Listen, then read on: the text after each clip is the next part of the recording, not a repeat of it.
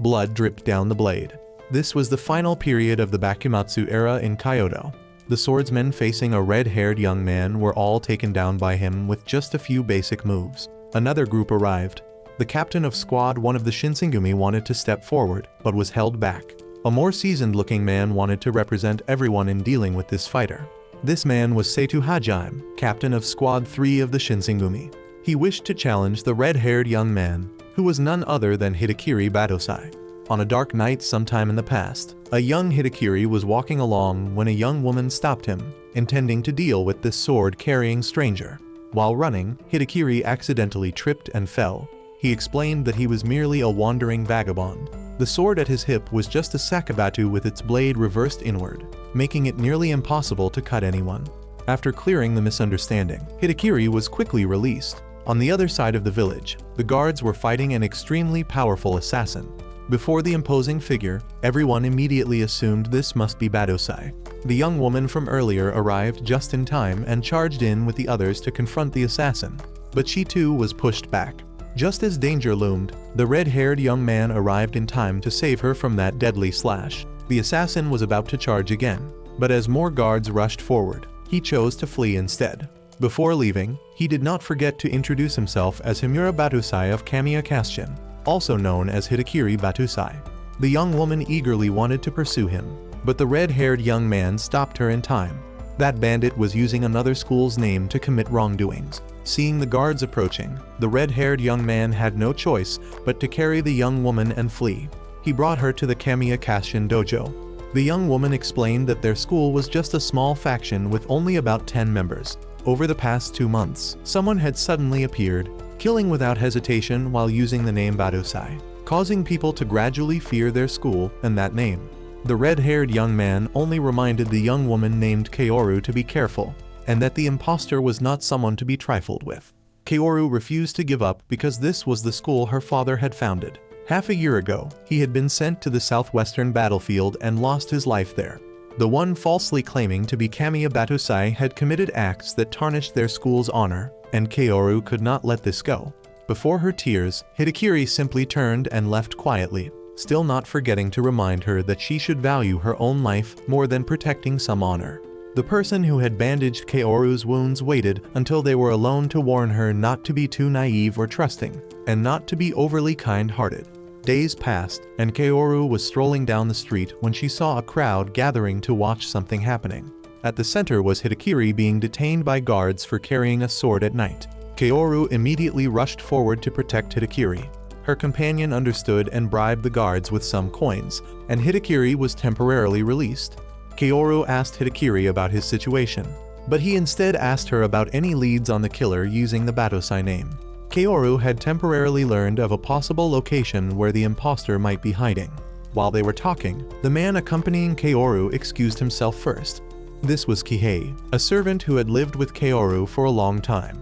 Seeing that the young woman hid nothing from him and even invited him to stay for a few days, Hidekiri simply smiled and declined. Before Hidekiri left, Kaoru hurriedly thanked him for saving her a few days ago. Hidekiri kept his smile and quickly departed. After bidding farewell to the kind young woman, Hidekiri silently pondered what Kaoru had told him. It seemed his target was also that Batosai impostor. Night fell, and Hidekiri stood before Kihei's establishment calling out.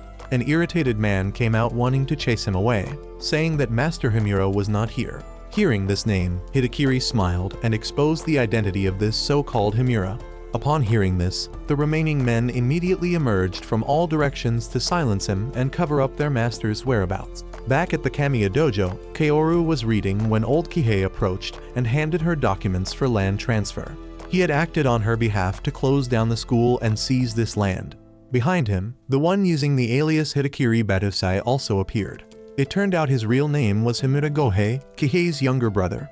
Kaoru immediately grabbed her sword, but was quickly surrounded by a group of men. Kihei had long wanted to take over this place, so he had schemed to have his disciple impersonate Hidekiri and the Kamiya school to seize this land and sell it for money. Kaoru tried to attack, but her wooden sword was easily snapped by Gohei, and she was tied up. Old Kihei easily took blood from her hand to stamp her fingerprint on the contract. Just then, the dojo doors opened. Hidekiri had dealt with all those men to get here. Hidekiri smiled and expressed that he quite liked Kaoru's innocent wildness, so she should not die here. As the men charged at him, Hidekiri easily dispatched them all with just a few slashes. Gohei, Kaoru, and old Kihei were all stunned by the speed and strikes of the red-haired man before them. After dealing with all those underlings, Hidekiri calmly revealed that Hidekiri Batosai's sword style was not from the Kamiya Kashin school.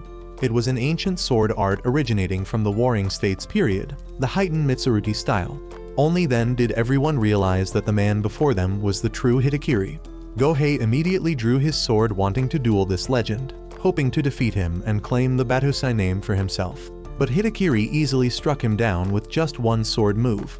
Hidekiri then pointed his blade at old Kihei, causing him to faint from fear. He gently tore up the land transfer contract, then apologized to Kaoru for lying to her about his identity. Seeing Hidekiri about to leave, Kaoru expressed her wish for him to help rebuild the Kamiya Kashin school. She wanted to know Hidekiri Batosai's real name. Hidekiri was silent for a moment, then turned and smiled gently, explaining to her that Himura Kenshin was his current name. After her moment of emotional overwhelm passed, Kaoru suddenly realized something was off. Hidekiri was a soldier from the late Bakumatsu era, so how could he look so young now? A week had passed since the fake Batosai was captured, but still no members had returned to the Kamiya Kashin school, which troubled Kaoru greatly. Hidekiri, now Kenshin, casually explained that since this was an era of civilization and enlightenment, it would be difficult for people to return here. Kaoru brought up the matter of age again, expressing disbelief that Kenshin was only 28 years old, far too young for a former Isshin Shishi patriot, but he just smiled without further explanation. On their way to buy supplies, Kenshin expressed optimism that people would eventually join their school. Just then, a young boy dashed past them both. Kaoru immediately grabbed him, recognizing this as a common trick of thieving children. Kenshin showed no anger. He gently handed his money pouch to the boy and asked Kaoru to leave with him. Instead, this made the little thief furious. He immediately threw the wallet back at them, declaring that he too was of samurai lineage from Tokyo, named Myojin Yahiko. The boy explained he had not intended to steal money, just wanted to tease the sword-carrying person walking around. Kenshin praised the boy for having a mature spirit and apologized for underestimating him. Myojin left without a word. The two continued walking. Kaoru asked Kenshin where he used to live, but he only said he wandered everywhere with no fixed residence. Kaoru looked at the calm young man before her.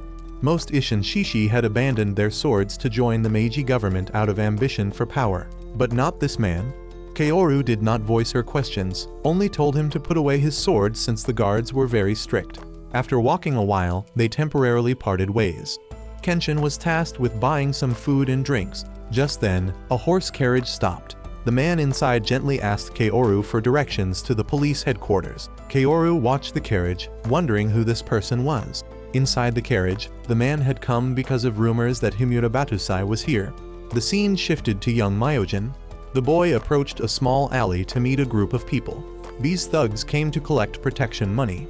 Seeing the boy had no money, they immediately beat him and threatened that if he brought nothing by evening, he should not expect to live. Kaoru was walking down the street when she saw another crowd gathering. The police were arresting someone for violating the sword-carrying ban. Sure enough, Kenshin had been caught again. In the crowd, Myojin was also watching. Just as it seemed he would be taken away, a guard stepped forward. This was Lieutenant Yujiki, followed by a group of higher-ranking police officers. Yujiki drew his sword wanting to duel Kenshin to deal with him. Just then Kaoru heard the news and rushed over, but the high-ranking officers immediately stopped her from getting close. Yujiki threatened that if Kenshin did not draw his sword, he would slash Kaoru's clothes to shreds in front of everyone. Their actions made the citizens very indignant, but before those with power, people could only scatter in fear. Kenshin, who had been silent for so long, finally drew his sword to protect everyone. Yujiki smiled triumphantly as he and the remaining officers drew their swords. The scene shifted to an office where the police chief explained that the news about Himura Batosai being here was just an impostor. They all understood that this Hidekiri would not kill for personal gain. On the contrary, he was a hero of the Meiji era. The police chief recounted how a few days ago, the gang impersonating Hidekiri had been bound and left at the police station entrance. Under interrogation, they said the real Hidekiri had done this. While they were talking, a guard entered and reported that the sword-wielding police squad was causing trouble again. The police chief was very troubled because they were just thugs recently released from prison. But because of their high authority and one being an Isshin Shishi, nothing could be done. The Isshin Shishi were divided into 5 major factions: Satsuma, Choshu, Tosa, Hizen, and others. Satsuma and Choshu were currently the 2 major powers in the Meiji political apparatus. Satsuma controlled the police while Choshu controlled the military with absolute authority.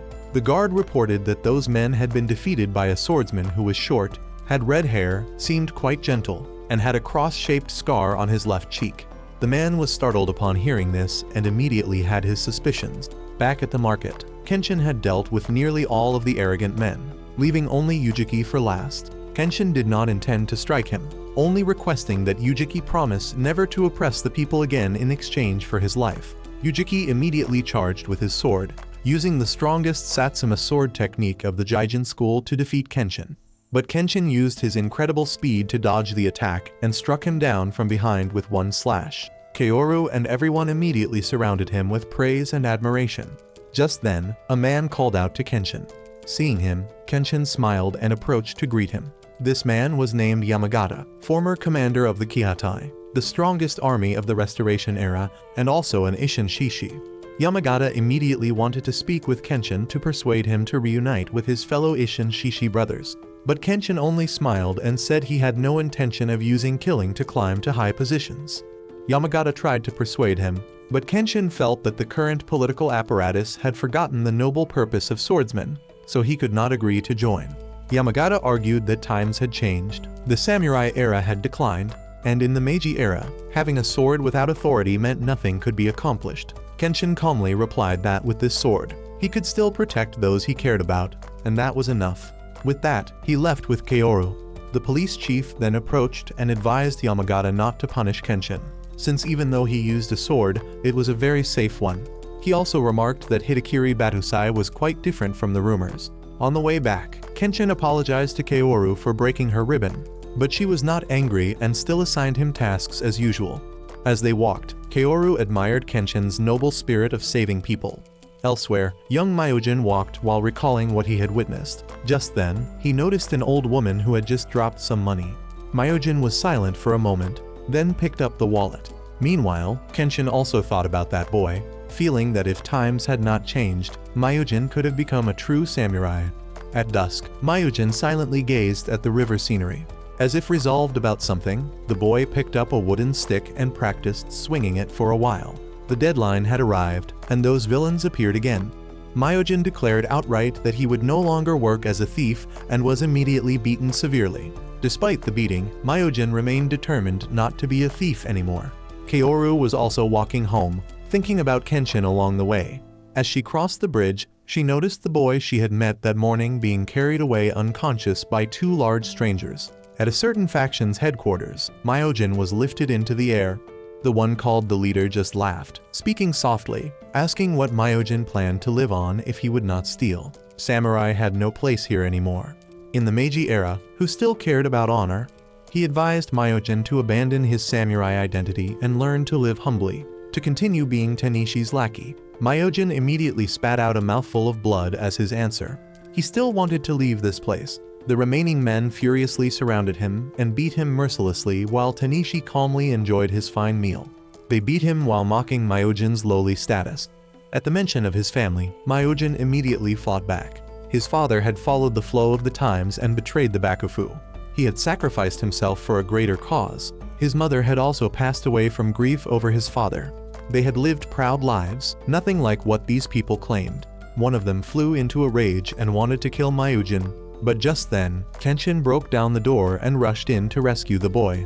He first tried using words to request Myojin's release, not forgetting to threaten that if they did not comply, this place would be wiped out. Tanishi was so frightened he nearly wet himself and fearfully agreed to the request. But Myojin was furious. He wanted to fight his own way out of this place, not have someone else rescue him. Seeing the boy's spirit, Kenshin simply smiled gently and offered to treat his wounds as an apology. Watching them leave, the men wanted to chase after them but were stopped by Tanishi. He could see that Kenshin was a true killer. Even if 500 men came, they would not easily defeat him, so sacrificing one person was acceptable. On the way back, Myojin was being carried while tears of helplessness fell. The boy wanted to become stronger without anyone's help. That way, he could have saved his parents. Kenshin just listened silently to what the boy said. After walking for a while, they arrived at the Kamiya Kashin dojo. Kenshin introduced Kaoru to Myojin, saying that from now on, Kaoru would become his master. Both of them immediately wanted to refuse, but Kenshin just smiled and said he had already paved the way for them, so they should become stronger together. The next day, all three gathered in the training room to practice. Kaoru handed Myojin a wooden sword, but the boy knocked it away, and the two began arguing fiercely again. Going back to the past, after the incident with the fake Batusai, the very next day, dozens of people appeared at the dojo entrance wanting to join their school. Kaoru was overjoyed, but Kenshin felt something was wrong. The moment he mentioned that he was not actually a member of this school, everyone immediately left. Kaoru grew more annoyed the more she thought about it, but Kenshin believed that people who joined only out of curiosity would not last long anyway. It was better to focus on teaching those who had genuine motivation. Myojin also stepped forward, saying he wanted to become stronger. What good was training with a girl? He wanted to learn Kenshin's sword techniques. Kenshin just smiled and explained that he had no intention of passing down the heightened Mitsurugi style to future generations. He was only here as an observer. The two continued arguing endlessly, unaware that outside, a very tense chase was underway. Inside the dojo, Kaoru kept searching for Myojin to teach him, but the boy stubbornly refused to become a member of this school, saying he would rather teach himself. He even pointed out that there were no other members here, probably because no one wanted her teaching anyway. Just then, two strangers ran into the dojo. Seeing them, Kaoru immediately rushed over. They seemed to know each other. Following close behind were two large men trying to capture them. Kaoru immediately used her sword to deal with the two pursuers, then questioned the two former members of the Kamiya school. They explained that a few days ago, they had encountered a group of drunken troublemakers in the city and had tried to stop them. Today, those people had come back for revenge. This time, another group appeared wanting to deal with them. Without a word, Kaoru immediately brought everyone inside and locked the door. Outside, Hachisuka, the leader of the Hishimenji gang, appeared wanting to deal with them. Kaoru recognized this group as even worse than the Yakuza. The situation was dire because Kenshin was out shopping. Myojin angrily exposed the two former members. They had reeked of alcohol since they arrived. The drunken troublemakers were clearly these two, not the Hishimenji gang. The two immediately felt guilty and confessed, shocking Kaoru. Outside, Hachisuka used cannon fire to blast open the dojo doors. From their words, Kaoru learned that her former disciples had gotten drunk, started trouble with swords, and even injured someone. Myojin felt indignant on behalf of the school, thinking these people were truly cowards. Seeing the men rush in, Myojin wanted to hand over the two offenders rather than protect them. But the gang leader wanted to deal with everyone for harboring criminals. Kaoru then put down her sword and stepped forward, wanting to accept the punishment on behalf of her former disciples. Just as she was about to leave, Myojin immediately rushed forward and knocked the leader away to protect her. This made the Hishimenji gang even more determined to deal with everyone. Fortunately, Kenshin returned just in time. After hearing from the underlings about Kenshin's strength, the leader did not believe it and immediately fired his cannon. Kenshin instantly used his sword to easily slice the cannonball in two.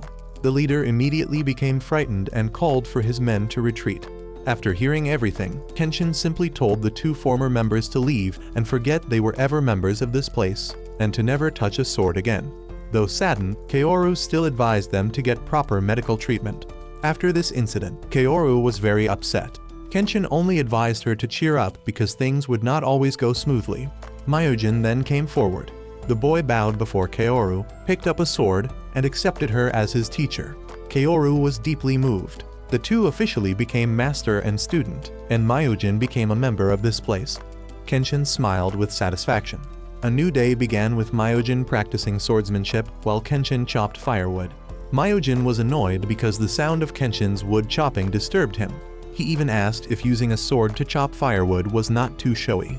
While they were talking, Kaoru cheerfully came in announcing that they no longer needed to worry about the dojo's living expenses. She had found a painting by her grandfather, a very famous ink painter, and planned to sell it to earn money for everyone. Myojin snickered and said something that made Kaoru smile sweetly before sending him straight to hell. Setting aside the commotion, Kaoru excitedly wanted to take everyone out for a grand meal. The Meiji era had brought many innovations to Japan, including many foods that had been introduced during this time. Among these new dishes was beef hot pot. In the restaurant, a group of drunken men kept eating loudly and talking boisterously, disturbing everyone. They kept mentioning terms like democracy and freedom as if they were experts. Just then, Kaoru and the others entered the restaurant to enjoy their meal. Kenshin's sword at his hip caught the attention of a mysterious person in the restaurant. The three also heard what the drunken men were saying but paid no attention, focusing only on their food. Just as they had ordered, a sake bottle came flying straight at Kenshin's head. The drunken men had started causing trouble after their endless arguments. Myojin angrily stood up and scolded them, demanding they apologize to Kenshin and leave. The men also stood up to argue back and wanted to use violence to settle things. The restaurant owner approached trying to mediate, but they roughly pushed her aside. Before they could do anything else, a young man caught her just in time. This was the same person who had been observing Kenshin earlier. The men immediately wanted to attack this good Samaritan. The young man was not afraid and simply stretched his arms and legs, as if a fool had just provoked a madman. Both sides took the fight outside while Kenshin's group followed to watch.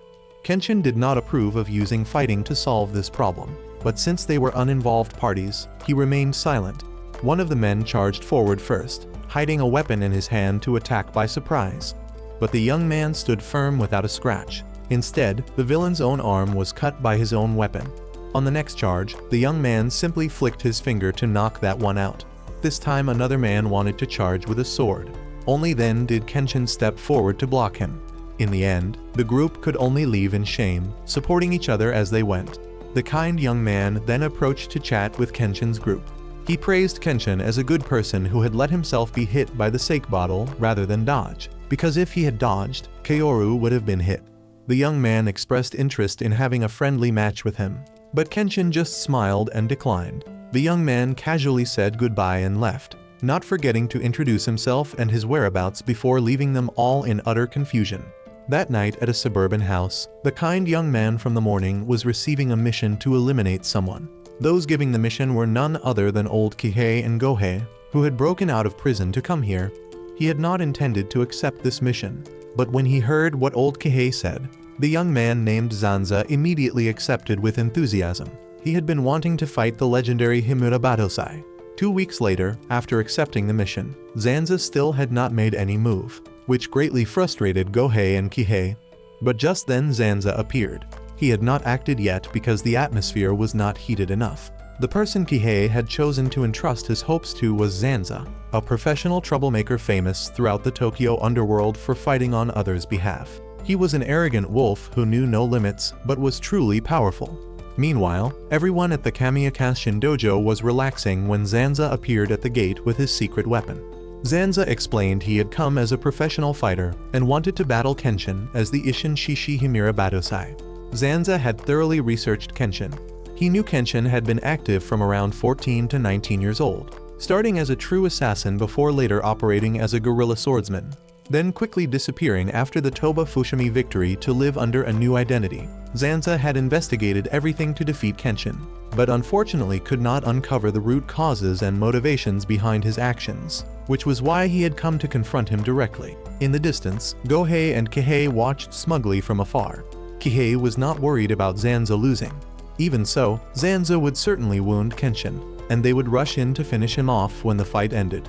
Kihei even had a gun ready for this purpose. Inside the yard, Kenshin asked about Zanza's motives. Zanza recalled his past but said nothing, simply insisting on fighting Kenshin.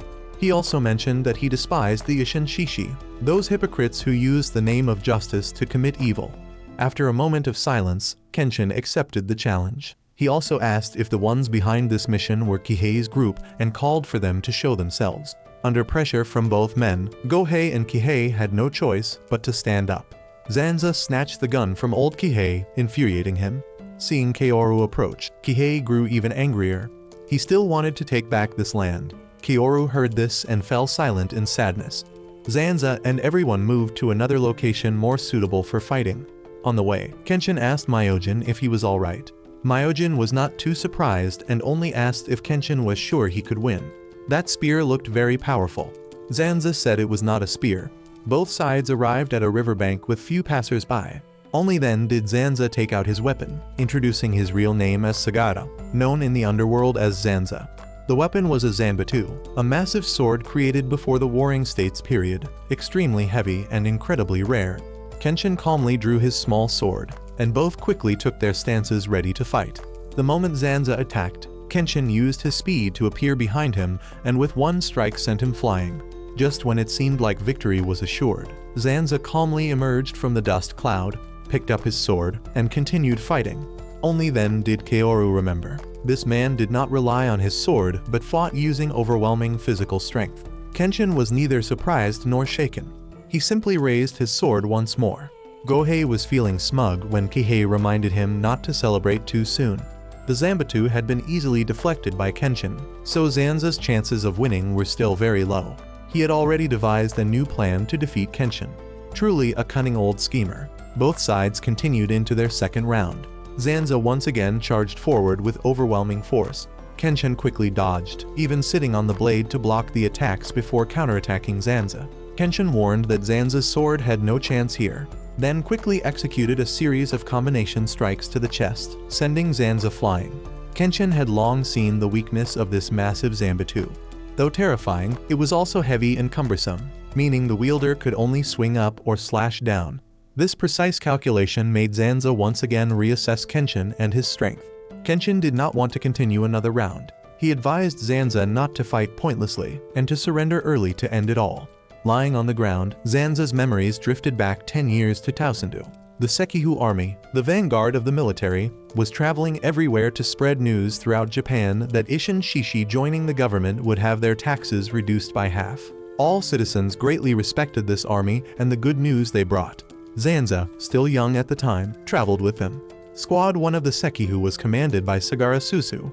They had reached the northern part of Taosendu. When the army was resting in a small rural area, Zanza had the chance to talk with Captain Sagara. This man was taking in the peaceful lives of the people here. He treasured this new era where class distinctions no longer existed, where all beings were equal, and it was wonderful that Sekihu would spread this message. Zanza then asked Sagara if, after the reforms when all beings were equal, could a farm boy like him have a family name? He wanted to take the name Sagara. The two chatted happily, but their joyful days did not last long before the Sekihu received news that their army was being labeled as a fake government army and was being arrested and hunted by the government. They could not believe they had been betrayed and abandoned, and that the news about tax reduction they had been tasked to spread was a lie. Given the situation, Sagara could only have their army go to the headquarters at Shinosuwa to clarify matters. Zanza and his friend had to stay behind because it was too dangerous. After days of waiting, Zanza's friend Katsuhiro brought terrible news. The captain had died. At the village center, Zanza was horrified to see only Sagara's head remaining. He had been executed because the fake Sekihu army had spread false information, and his head would be paraded everywhere to announce this. Returning to the present, these memories gave Zanza the strength to stand up and continue fighting. That tragic past had made Zanza carry the character for evil on his back and doubt justice itself. Kenshin was shocked to hear the name Sekihu army. Zanza seized this moment to charge forward and push him back. Seeing the opportunity, Kihei immediately pulled out a gun and fired straight at Kenshin. It turned out he had more than one gun, but just then, Kenshin stood up unharmed. He had managed to use his sword to block the bullet in time. Kihei immediately changed plans and pointed the gun at Kaoru and Myojin. Just as Gohei was about to tie them up, Zanza's Zanbatu came slashing through.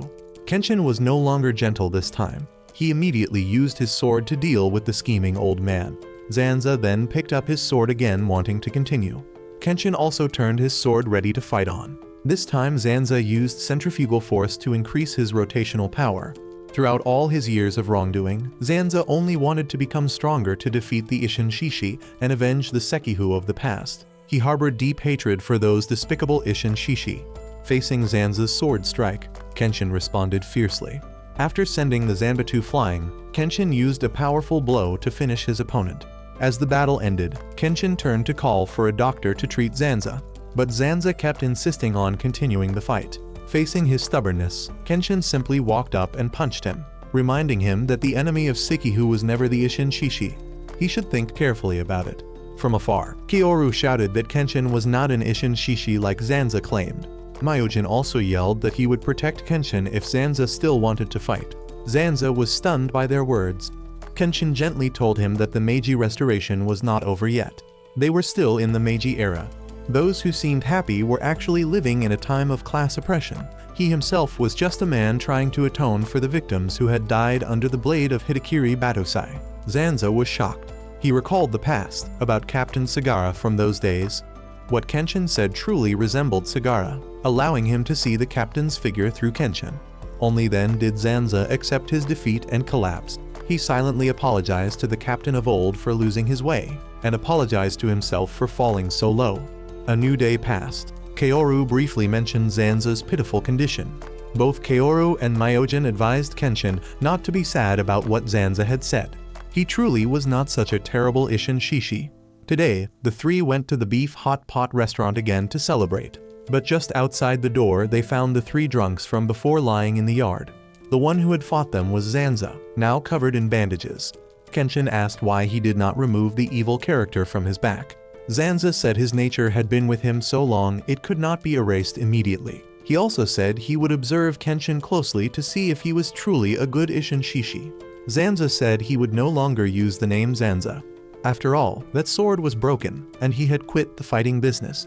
Now he was simply Sagara. They quickly parted ways outside the shop, each beginning a new journey. Sagara continued coming to the Kamiya Kashin dojo to mooch food. Facing Kaoru's terribly grilled fish, only Kenshin smiled and praised it as delicious. Kaoru angrily asked what Sagara was doing here. Sagara simply said he was unemployed and broke, so naturally he had to come here to eat for free.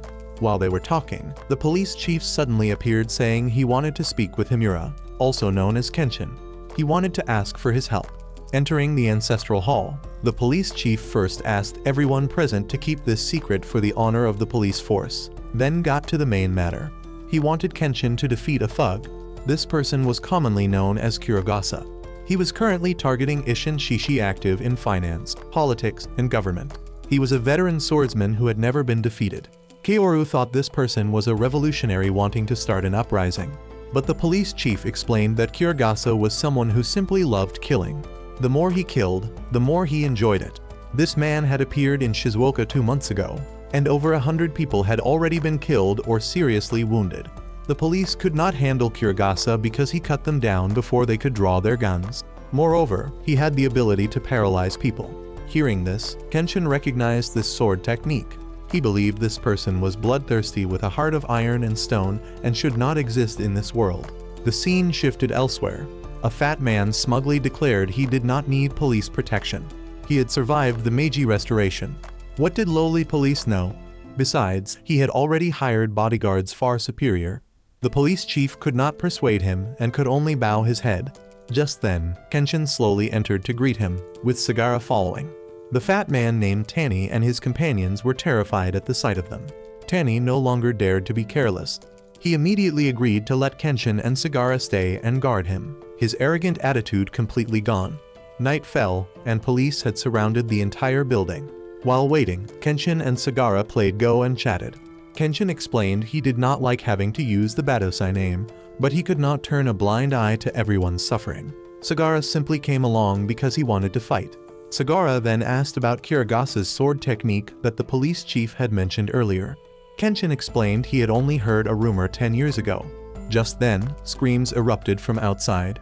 Sagara and Kenshin immediately rushed out in battle mode, not forgetting to pull Tani into a corner for safety. Just when they expected the enemy to enter through the main door, Kurogasa was already standing at the window, having easily dealt with a couple of fools outside.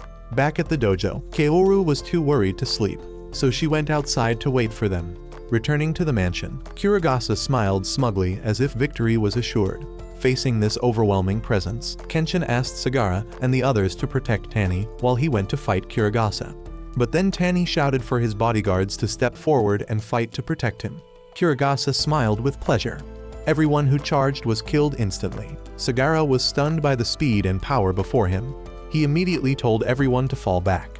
But just then, Kurogasa used his technique on everyone to paralyze them. Besides the weak bodyguards who were frozen, Sagara could still move though with great difficulty. Kenshin seized this moment to charge at Kurogasa, but was quickly cut on the hand.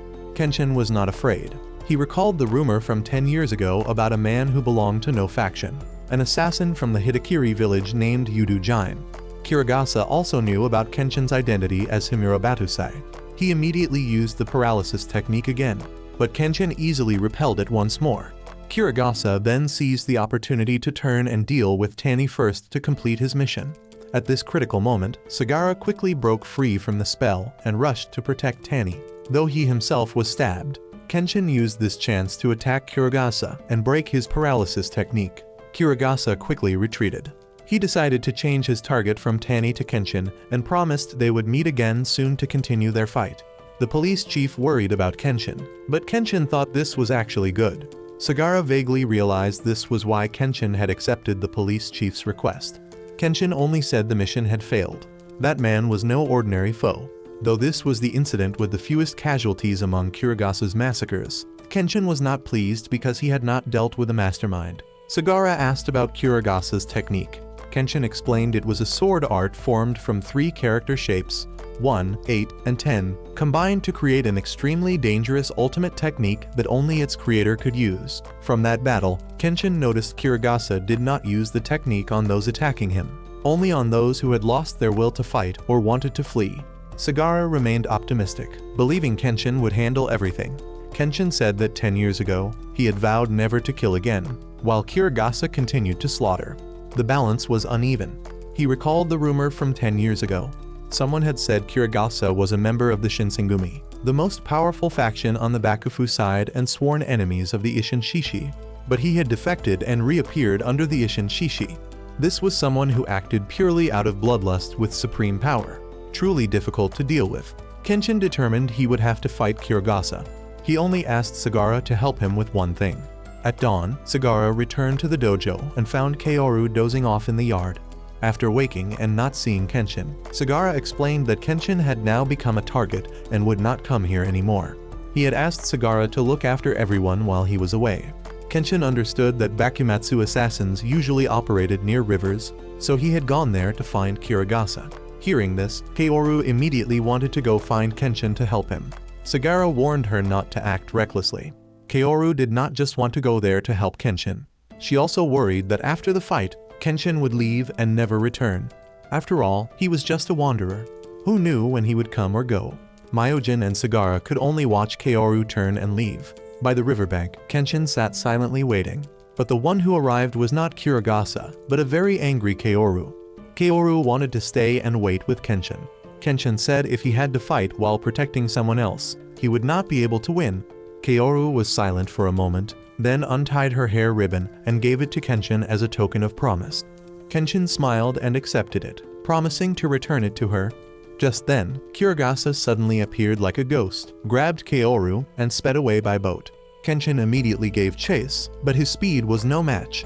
Kirigasa threw him a note arranging their battle date before departing. This action only deepened Kenshin's hatred. That evening, Kenshin carefully read the note, then tore it to pieces. He slowly made his way to the designated meeting point deep in the forest at midnight. No meeting, no return.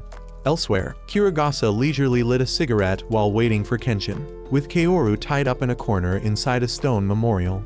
He had taken Kaoru hostage mainly to enrage the Himura Badosai within Kenshin, to drag him back to being the killer he once was. The way Kenshin fought now, Kirigasa could easily kill him, and that would not be interesting at all. Kaoru kept insisting that Kenshin would never become such a person. He was truly a very kind man, nothing like what this villain was claiming. Kirigasa only sneered at Kaoru's words, saying she was the one who knew nothing about Hidakiri Badosai, and he knew far more shocking truths. Kenshin was once someone whose mere name made people wet themselves in fear, someone who did not hesitate to bring eternal death to his enemies. The first time they met, Himura Batusai and Kirigasa, was in Kyoto during the Bakumatsu era, when neither had become wanderers yet. Being on opposite sides, they immediately charged at each other in merciless combat. His subordinates were all dealt with by Kenshin in an instant. But at that time Kenshin had left immediately instead of finishing off Kirigasa. Witnessing Kenshin's cold bloodlust back then filled Kirigasa with immense excitement. That was part of what drove him to kill both allies and enemies alike, becoming a cold-blooded killer like Kenshin. Now, two murderers slaughtering each other would be wonderful. He wanted to settle the score here, and if he could kill Kenshin, all the better. Kirigasa would not let Kaoru speak any more naive words. He wanted her to witness everything firsthand. Just as the clock struck midnight, Kenshin arrived with a sharp face and piercing eyes. He no longer maintained his calm demeanor, but quickly drew his sword, turning the sharp edge toward his opponent, ready to fight immediately. Once ready, both charged at each other for a sword duel. Their strength seemed evenly matched. Kirigasa's techniques could not bring Kenshin down, but witnessing such a cold Kenshin shocked Kaoru immensely. Kenshin was the first to be struck when his enemy used not one but two swords, wounding his shoulder. The enemy had taken advantage of Kenshin's momentary lapse. Kirigasa felt it was not exciting enough since Kenshin had not yet unleashed his full power, so he used his paralysis technique on Kaoru, making her unable to breathe for 2 minutes, just enough time to kill someone. Kenshin grew even more furious at the man before him.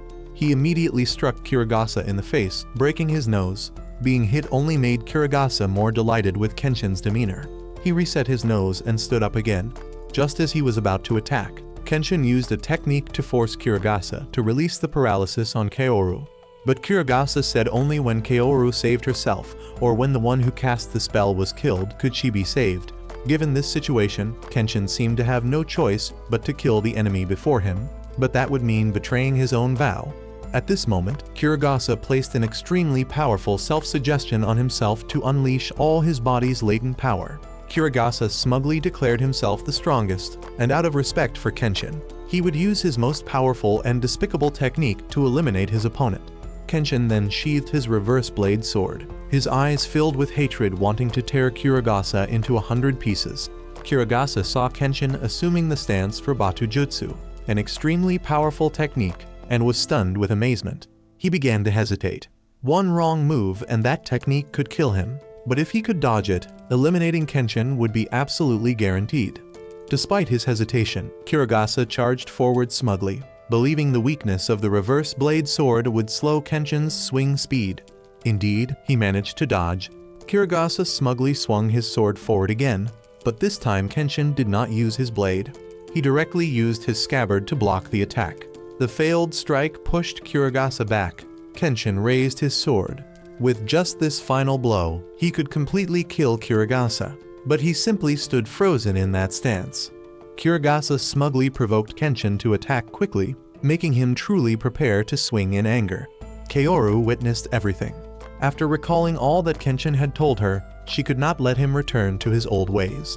After understanding everything, Kaoru used her own strength to break the paralysis spell, then shouted loudly for Kenshin to stop.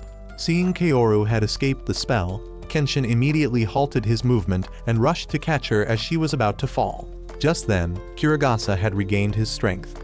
He seized this moment to point his sword at both of them. Kenshin remained completely calm. He waited for the blade to come down before striking first, slashing straight into Kirigasa's chest. Kirigasa showed no fear at being cut. Even as he lay defeated on the ground, he continued calling for Kenshin to kill him. Otherwise, his survival would lead the police to discover the figure within the Meiji government who had hired him as an assassin. Kirigasa revealed a harsh truth. Even with reforms and progress making public killings impossible, they would simply do it in the shadows. Finally, Kirigasa became completely still. His eyes rolled back white. He had descended into hell. Kenshin remained silent before his words, contemplating what had happened. On the way back, Kaoru thanked him for saving her. Kenshin also thanked her, because if she had not stopped him, he would have become a killer again. Kenshin also took out the hair ribbon to return to Kaoru, but because of the battle, it was now soaked in red blood, losing its beautiful blue color from before. This made Kaoru furious, and she scolded Kenshin thoroughly. The next day, dawn came again. Myojin and Sagara saw the two return and joyfully welcomed them, as if this place was home, and they were family.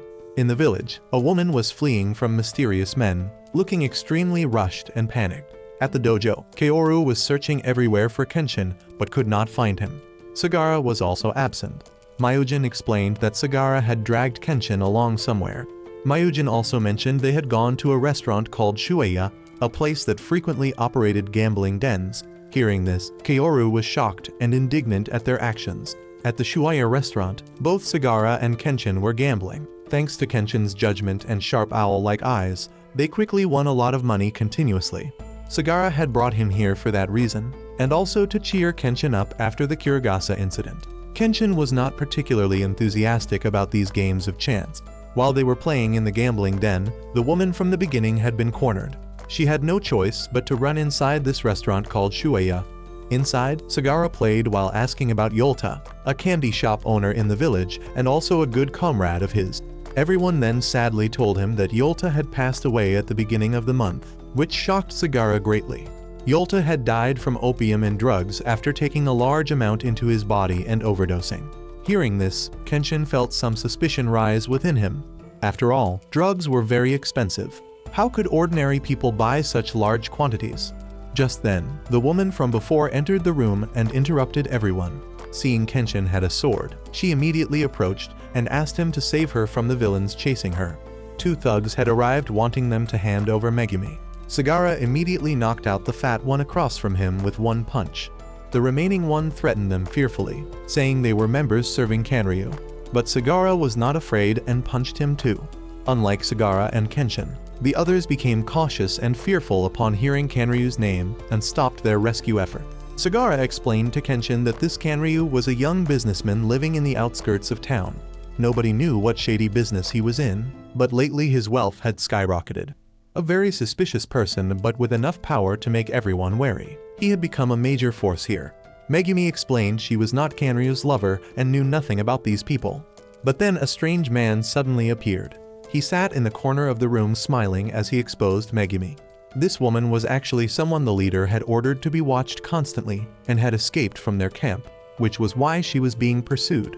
Megumi angrily ordered him to go back and tell Kanryu that she would find a way to escape from them. Some wanted to step forward and deal with this strange man, but they were quickly dealt with by him. After making his threats, the strange man quickly fired at Megumi to bring her back to the organization's mansion. Kenshin quickly rushed forward to protect everyone. Sagara and he did not hesitate to charge at this bastard. Megumi secretly assessed that these people were no ordinary fighters, then straightforwardly asked them to help her escape from Kanryu. Without a word, Sagara immediately grabbed Megumi's hand, wanting her to take responsibility for his 2 friends being injured. During the struggle, Megumi dropped some paper packets. Upon closer inspection, they were drugs. At the Kamiya Kashin dojo, Kaoru and Myojin were practicing when they heard everyone return. Kenshin introduced Megumi to Kaoru. Sagara did not want to reveal the drug matter, so he chose to say misleading things that shocked Kaoru. She immediately scolded them both for engaging in such despicable human trafficking. Megumi then approached Kenshin trying to seduce him, which annoyed Kaoru. Sagara could only tell them to stop teasing Kaoru, but she was so angry she threw all 3 out of her dojo. Megumi wanted to hire Kenshin as her bodyguard, but both Sagara and Kenshin focused on quickly investigating the situation and the entire matter. Sagara deeply hated opium and wanted to get to the root of this. Just then, a friend from the gambling den ran to them saying something had happened. At the bridge, townspeople were crowding around to see what was going on. The police had pulled 2 bodies from the river. Coincidentally or not, they were the 2 who had attacked them and failed that morning.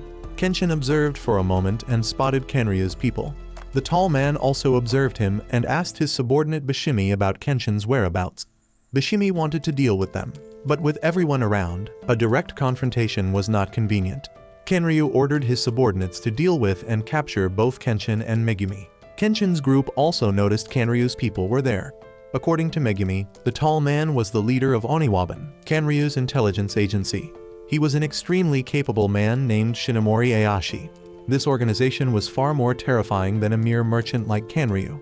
The group quickly identified their combat targets. Both sides glared at each other with burning hatred.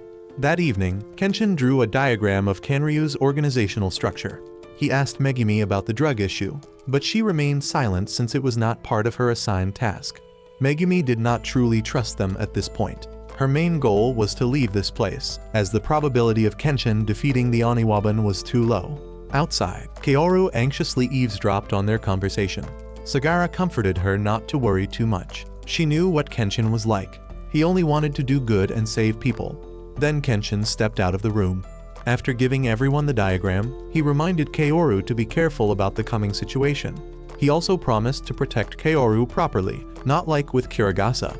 Hearing this, Kaoru blushed and nodded in agreement. Just then, Myojin, who had been eavesdropping, appeared and angrily demanded to join them. From afar, Megumi watched them talking to each other.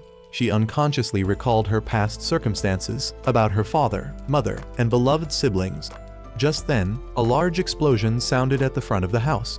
Kanryu's people had arrived. Facing them was a creature that looked half human, half monster, extremely terrifying with his enormous body. This one called himself Hayatoko, a member of Oniwaban. Sagara wanted to handle it himself and make them reveal information about the opium. He immediately charged forward to choke Hayatoko, ignoring Kenshin's advice. But this monster did not dodge. Instead, he waited until Sagara got close before detonating the bomb in his mouth. Seeing Sagara uninjured, Hayatoko was not too alarmed and wanted to continue fighting. After all, if one bomb did not work, a few more would kill someone. From afar, Bishimi smugly observed the situation, believing Hayatoko could easily burn these people to ashes. After observing for a moment, Kenshin drew his sword to fight. He easily used his sakabatu to cut the flames in two. Hayatoko did not give up and continued launching fire attacks, but Kenshin kept using his sword to defend. Seeing no one paying attention to her, Megumi wanted to seize this opportunity to escape. Kaoru immediately ran over to stop her, reminding her that Kenshin was fighting to protect her, so she should not play the treacherous villain here. Megumi bluntly said that Kenshin and the others could not defeat mid-level Oniwaban agents. The current situation was just buying time. Kaoru firmly believed Kenshin would win because he was no ordinary swordsman. Indeed, Hayatoko still had not touched a single hair on Kenshin. In his fury, Hayatoko did not hesitate to take out the oil canister from his back to fuel his power. Kenshin wanted to continue fighting, but Sagara stopped him, saying this was a fight between the two of them. Kenshin nodded and stepped back. Sagara's provocation infuriated Hayatoko, who immediately spat out a burst of flames. Sagara was not burned by the fire. Instead, he punched Hayatoko hard in the mouth and pulled out some kind of pouch from inside the monster's mouth. This was what had allowed the bastard to breathe fire. Hayatoko was exposed but showed no fear. He believed Sagara was now injured and could not throw another punch. This time the enemy used a normal attack. Since Sagara could not use his hands, he simply raised his leg to take down this bastard from Oniwaban. Megumi was stunned by these two men's performance. Kaoru simply said she did not know much about them either, but these were her two most trustworthy comrades. Megumi silently watched them all talking to each other. When it was over, everyone stood around Hayatoko not knowing what to do with him.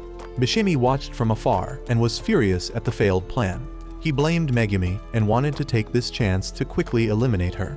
Kenshin immediately sensed the killing intent and tried to rush over, but the attack was too fast for him to reach in time. At this critical moment, Myojin, being closest, quickly rushed forward and used his hand to block the projectile for Megumi. Though the boy did not understand what was happening, Kenshin's current mission was to protect this woman, so he wanted to contribute. Just as he finished speaking, Myojin collapsed in pain. The projectile was laced with poison. Just as Bishimi was about to attack again, Kenshin rushed over to deal with him. But this time another person appeared and pulled Bishimi away in time. The situation was critical. The third person proactively proposed a ceasefire. Kenshin demanded he hand over the antidote, but was unsuccessful. This person quickly seized the opportunity to push Kenshin back and escape carrying the other. The situation was dire. Kenshin chose not to pursue but to stay and treat Myojin first. Kaoru was about to suck the poison from the wound when Megumi rushed over to stop her. Sucking poison from the wound would accelerate infection and make things worse. She examined him and quickly recognized that Myojin had been poisoned with dachira. Megumi immediately ordered everyone to act quickly and call a doctor to save the boy. After treatment, the doctor announced that Myojin had temporarily stabilized and only needed 3 to 4 more days of rest. Before Sagara and Kaoru's thanks, the doctor said he was not the one who saved Myojin. It was all thanks to the prescription Megumi had written. It contained Western medical knowledge. From their words, the doctor was amazed to recognize Megumi.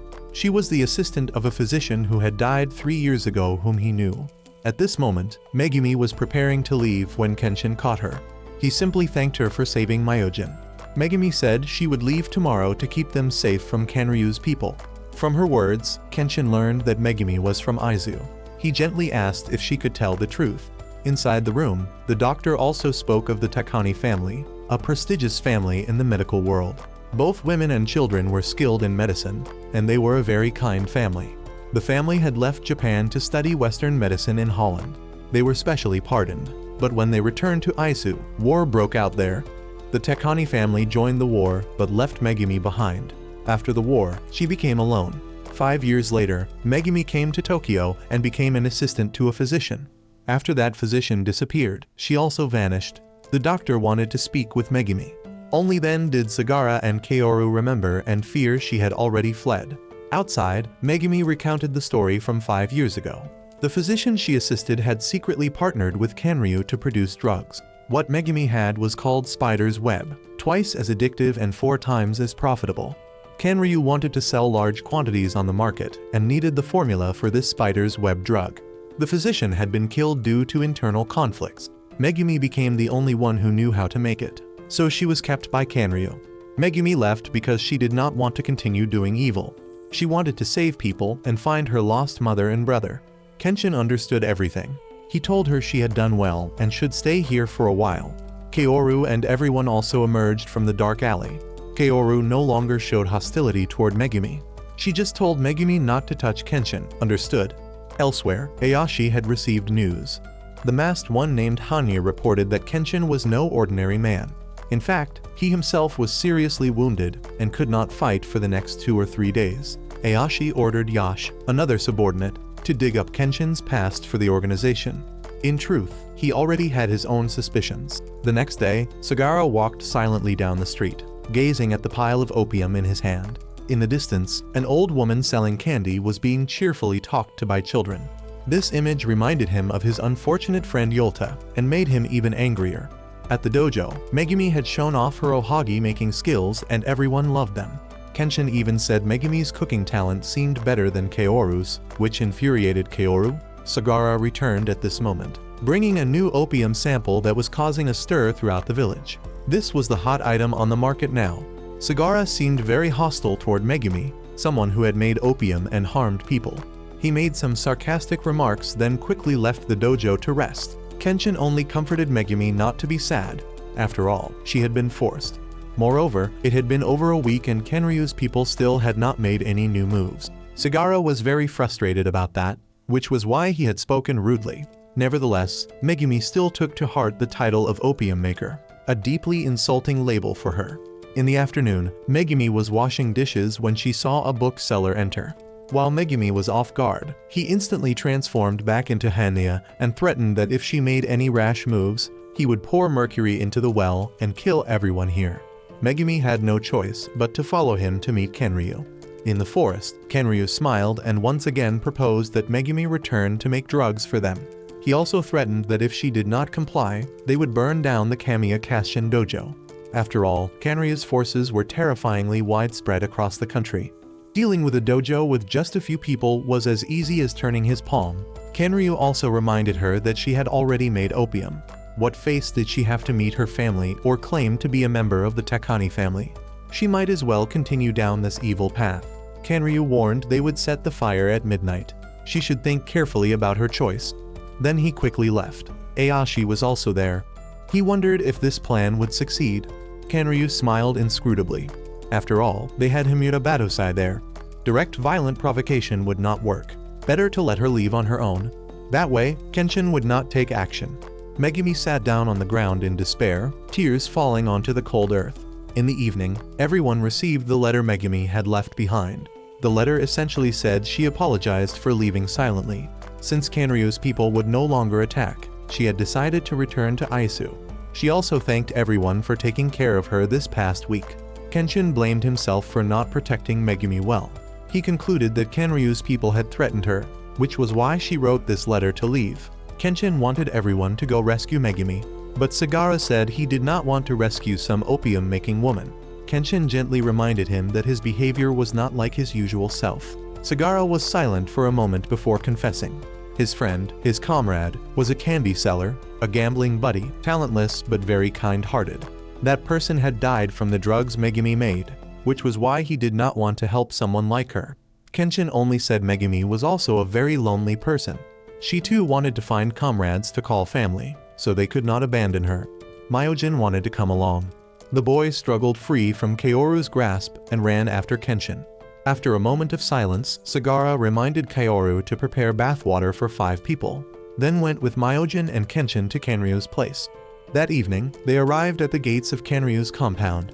After careful discussion, all three quickly charged in to take down one enemy after another. In Kanryu's room, he smiled, welcoming Megumi back, then without further words ordered her to continue producing spider's web drugs for trade with outsiders. Megumi slowly lured Kanryu closer, then immediately drew a blade and slashed at him. She wanted to end it all here. Just as she was about to deliver the final blow, Ayashi appeared in time and took the knife from her hand. Kanryu immediately kicked Megumi down and repeatedly punched and kicked her to vent his anger. Ayashi reminded Kanryu that Kenshin's group had arrived. The three of them stormed inside like a tempest. Against their swords, they easily defeated these soldiers. Against their guns, they also quickly dealt with them all. Kanryu watched from above and could not believe Kenshin's motivation. Megumi had nothing to do with them. Ayashi was not surprised at all. This was the instinct of an assassin. He even wanted to make Kenshin pray for their Oniwaban. Under pressure, Kanryu instead smiled ingratiatingly and immediately offered a large sum of money to buy them off. But this tactic had no effect on Himurabatusai, someone who did not act for material gain. Out of options, Kanryu agreed to release the hostage, but demanded they wait one more hour. Seeing Kenshin and the others leaving, Kanryu secretly smiled with satisfaction. He planned to use this hour to force Megumi to reveal the drug formula, and if possible, convince her to stay. But Kenshin had not actually left. He simply slashed a large lantern toward the mansion as a warning to them. Kanryu ordered Ayashi to have Oniwaban guard carefully. At this moment, Ayashi grabbed the merchant by the collar and reminded him that Oniwaban did not belong to Kanryu. They were under his command alone. Ayashi wanted to imprison Megumi in the observation room to stop them. He declared he would make his own decisions here.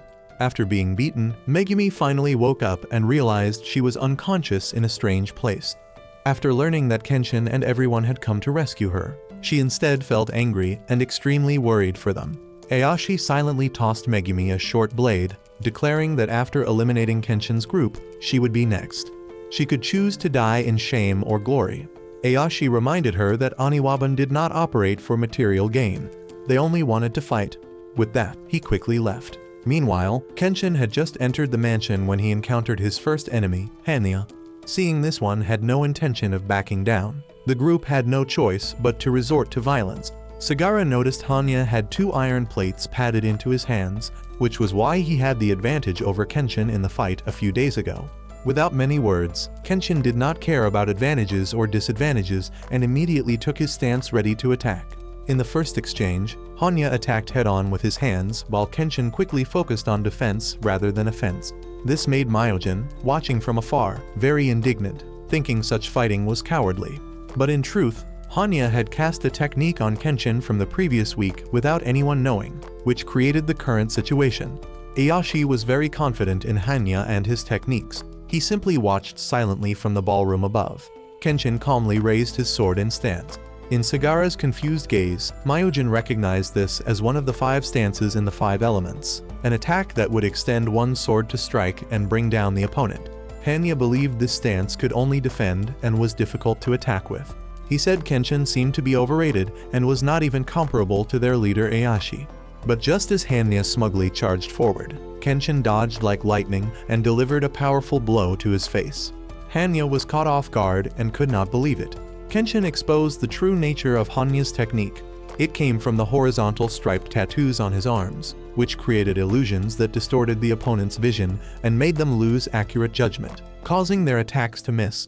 Because of this, Kenshin had used that sword stance to measure the actual deviation and choose the most accurate attack point, also escaping Hanya's illusion trap. Kenshin had noticed the strangeness from the start and believed the mask was used to prevent opponents from observing his expressions and attack directions. Hanya was not afraid. He simply explained that wearing the mask was only to hide his true face, nothing deeper. Just then, under Kenshin's pressure, the mask broke in two, revealing a face no different from a monster. The skin on his face was gone, his lips had disappeared, and his eyes were mismatched in size. It turned out he had destroyed his own face so he could disguise himself as anyone, excellently performing his duties as a spy. He recounted his abandoned past with his parents, how he was buried alive, and how he had been saved by Ayashi and Oniwaban. Because of all this, he did not hesitate to sacrifice himself for the organization. Seeing Hanya charge forward, Sagara was also very worried. because fighting someone who did not value their life was like fighting a cotton ball. Kenshin dodged while asking Hanya about Megumi's past. Hanya immediately showed thorough knowledge as the two clashed like lightning. Hanya's attack wounded Kenshin, but he himself finally collapsed. Kenshin believed Megumi's past was as tragic as Hanya's, so why did he not show her any sympathy? In the observation room, Kanryu still wanted to talk with Megumi about escaping together. He said they could create a new drug to save everyone from addiction, and they would become good people saving the world. But after hearing everything, Megumi immediately rejected this proposal. Her action made Kanryu instantly turn hostile. After cursing for a long time, he angrily left. Below, after reorganizing their formation, the three of Kenshin's group continued into the next room.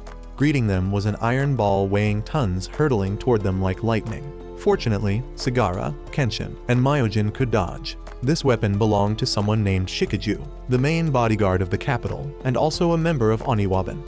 Facing this physical attack, Sagara immediately stepped forward to block for the other two. He told them to hurry ahead to save time. He would handle this bastard here. Kenshin accepted for the greater good and carried Myojin into the next room. Shikiju had obtained information about Sagara from Hanya. He was confident that lacking the giant Zanbatu sword would make Sagara much weaker, allowing him to take Sagara down in an instant. Meanwhile, Kenshin and Myojin quickly proceeded to the next room. Myojin was worried about Sagara, but Kenshin completely, 100%, placed his trust in that young man. In room 2, Sagara was not gaining any advantage against this physical fighter, but his nickname of being strong as an ox was not for show. Sagara immediately broke the iron chain to continue standing and attacking, but his opponent showed no mercy and kept attacking. Just when it seemed Sagara had fallen, Shikiju began telling his past. He was once an agent of Satsuma, the Isshin Shishi faction, but had been defeated by Ayashi when Ayashi was only 13 years old, during an espionage mission ordered by the organization. Drawn by Ayashi's enticing offer of a drug that would quickly make the drinker stronger, Shikiju had accepted and gained his current strength. He was very satisfied with Sagara's strength and smiled invitingly, asking Sagara to join Oniwaban with him. He said Ayashi was much stronger than Kenshin, and people should follow the truly strong. After hearing everything, Sagara laughed mockingly, saying that even if Ayashi was strong, that was all he had. Kenshin was not like them. He not only had greater strength, but was also 100,000 times better person than Ayashi. These words infuriated Shikiju, who swung out an attack. This time Sagara caught both of Shikiju's hands. He continued to provoke, saying that no matter how strong Oniwaban was, if they used their strength as tools for that bastard Kanryu, how could they compare to Himura Batusai and his group? Shikiju grew even more enraged and furiously used his head to continuously attack Sagara, causing blood to pour terrifyingly from his head. But this time, with his arm strength and determination, Sagara was able to easily break all of this bastard's fingers, while Shikiju was stunned and shocked. With one final straight punch to the face, Sagara took him down. Though victorious, Sagara had little strength left. He quickly collapsed unconscious. Meanwhile, in the ballroom, Kenshin and Myojin came face to face with Ayashi. Kenshin followed his usual principle, using words to request they release Megumi and stop this meaningless fighting. But Ayashi was not a coward like Kanryu. Without many words, he simply told Kenshin to draw his sword and find the answer. Myojin, being a child, was pushed out of the battle. Though very angry, he had no other choice. After all, they were not wrong. The boy stood at a distance and confidently said that Ayashi with just that short sword could not defeat Kenshin. Kenshin could indeed easily handle someone with a short sword, but he recognized it as a kodachi, a blade shorter than a katana but longer than a short sword. Being shorter meant weaker attack capability, but its lightweight would greatly aid defense. Without many words, Ayashi immediately charged to attack. He used not only his sword but also physical strikes. Kenshin quickly realized this one was like Hanya, also a martial artist. Facing continuous attacks, Kenshin defended first, then charged forward. He quickly realized this one used the kodachi to create a solid defensive wall for himself, while fighting similarly to Hanya using physical strikes. Ayashi introduced himself as Hanya's master. The level between teacher and student was naturally different. Indeed, Kenshin could not easily defeat him like Hanya. Ayashi wanted to kill the strongest swordsman, Himura Batusai, right here to seize that position. Kenshin slowly stood up. He realized this one did not fight for Kanryu, but for the Tokugawa shogunate that had been toppled by the Meiji Restoration. Ayashi did not deny it. He recalled the actions of someone named Yoshinobu during the Battle of Toba Fushimi. Yoshinobu was the last shogun of the Tokugawa clan, who led his subordinates fleeing from Osaka Castle when the emperor weakened, abandoning tens of thousands of soldiers on the battlefield to pursue cowardly peace. That person had fortified at Kane Temple in Ueno and made Edo Castle surrender without spilling a drop of blood. The shogunate had ended while Oniwaban still had not acted. Ieyashi expressed his disappointment at not fighting then, saying that if they had been there, victory would have belonged to the shogunate's side. He wanted to end the Meiji Restoration here, and killing Kenshin would prove that the victor in the battle between the Isshin Shishi and the late shogunate forces was Oniwaban. Their goal was to burn everything down and build a completely different Japan. Kenshin mentioned that war. He believed those who fought did so for the country's future, for a better tomorrow. But Ieyashi and this Oniwaban were different.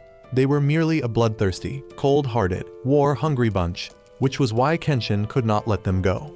Ieyashi coldly declared with certainty that he would win. Let them finish this here quickly. While both were fighting, Kenryu was in his room furious at losing control. He wanted to find a way to eliminate both Batusai and Ieyashi here, seizing victory for himself. Just then, a subordinate ran in mentioning some kind of machine, which gave Kenryu an idea and made him instantly smug. Meanwhile, Kenshin seemed to be losing ground. Myojin, watching from afar, was shocked at this one's cold-bloodedness. Though battered, Kenshin once again stood up, declaring he had found a way to destroy the Kodachi. Without many words, Ieyashi once again charged to attack. This time Kenshin used his bare hand to grip his own sword tightly and sent the enemy flying. Ieyashi's true strength came from his perfect control of the opponent's reach. Myojin also recalled Kaoru's teachings about the importance of finding the opponent's reach. Thus, holding a katana would be advantageous, but against someone with longer reach like the one before him, there would certainly be blind spots. Therefore, Ieyashi had used the Kodachi to cover that blind spot. Ieyashi also calmly exposed Kenshin's countermeasure. He had gripped the least sharp part right at the sword's pommel to avoid deep cuts, as well as to create a new blind spot for his opponent. Ieyashi praised Kenshin as a refined assassin, but he also quickly unleashed his stronger technique. Kenshin was stunned by Ieyashi's sword dance, his water flow movements combined with martial arts and Kodachi. This was the true fighting style of Shinomori Ieyashi. Kenshin was indeed in trouble. He was slashed 3 times in the chest by Ieyashi and collapsed. Just when it seemed Kenshin had died and Myojin was about to pick up a sword to avenge him, Kenshin calmly stood up to continue fighting with 3 deep wounds on his body. It turned out Kenshin had used his scabbard to reduce the technique's power by half. Ieyashi once again performed his sword dance to kill Kenshin. But at that moment, Kenshin gently drew his sword to block Ieyashi's attack. The following strikes were all basically countered by him. In the final exchange, Kenshin did not hesitate to drop his sword and use his own hand to block the attack. Kenshin said he did not care about the title of strongest or anything like that. Everyone's only goal was to save Megumi. Ieyashi was sent flying, unable to believe he had lost. In his fury, Ieyashi threw a powerful punch at Kenshin, then immediately fell unconscious, because during their earlier fight, Kenshin had continuously struck several vital points, but in an instant, Ieyashi was able to stand up normally again. He did not understand why Kenshin had not killed him. Kenshin said he was just a wanderer with no intention of killing. He then asked Ieyashi why, as Oniwaban's leader, he could have become an officer under the government. Why did he refuse and continue working here? Ieyashi lowered his head. What he had were only things he was entitled to enjoy, while abnormal ones like Hayatoko, Bishimi, Honya, and others in Oniwaban could never have such things. How could he abandon them? Ieyashi did not want to become such a terrible person. Just as the atmosphere was settling, Kenryu smugly pushed open the door. He brought an enormous gun, the most powerful weapon from America at the time. Hearing the explosions below, Megumi was endlessly worried. Sagara also woke up wanting to go upstairs to check the situation. Honya had also awakened at some point. He did not intend to attack from behind to win, but only wanted to find Ieyashi. In the infirmary, Hayatoko and Bishimi also heard. They simply waited in silence. Kenryu continuously fired. Ieyashi and Kenshin quickly dodged the bullets. After unleashing his attack, Kenryu smugly declared he wanted to become the world's top arms dealer, starting by selling drugs to raise capital. Money would be power, making those who called themselves strong actually nothing but mosquitoes. Everyone from below arrived just in time. Shikiju immediately charged forward while Kenshin carried Myojin to escape. In this rapidly changing situation, Kanryu immediately aimed his gun at the motionless Ayashi to eliminate him. However, at that moment, Shikaju selflessly threw himself forward to shield Ayashi from the bullets, blood flowing like a river.